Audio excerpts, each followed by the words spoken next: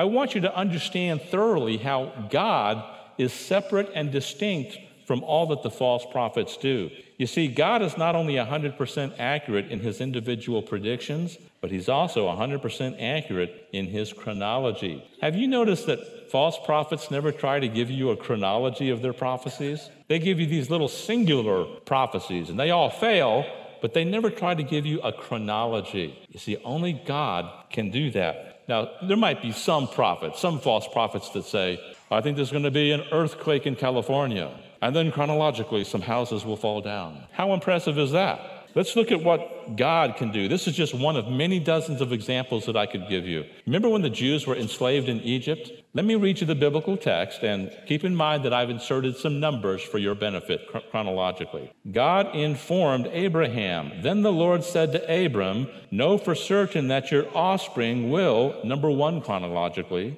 be sojourners in a land that is not theirs. And number two chronologically, will be servants there. And number three, chronologically, they will be afflicted for 400 years. But four, chronologically, I will bring judgment on the nation that they serve. And number five, chronologically, afterward, they shall come out with great possessions. Now, if you read the book of Exodus, you'll find that this sequence was fulfilled just as predicted. You see, God is not just a master of prophecy, he prophesies chronologically. That's what he gives his holy prophets to tell us about. So when we're talking about the chronology of prophecy today, there's good precedent found in the Old Testament for it.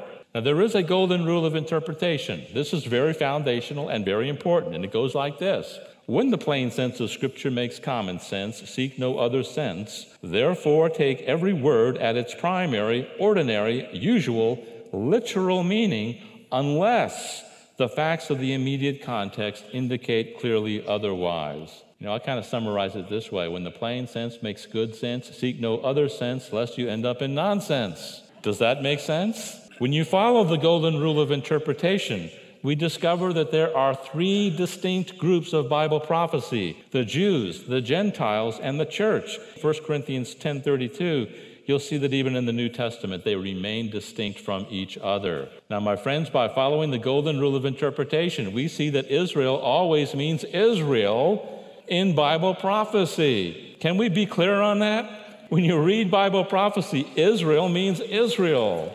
Likewise, church means church. And if we follow the golden rule of Bible interpretation, we are certainly not going to conclude that the book of Revelation was all fulfilled back in AD 70, like the preterists and the partial preterists tried to argue.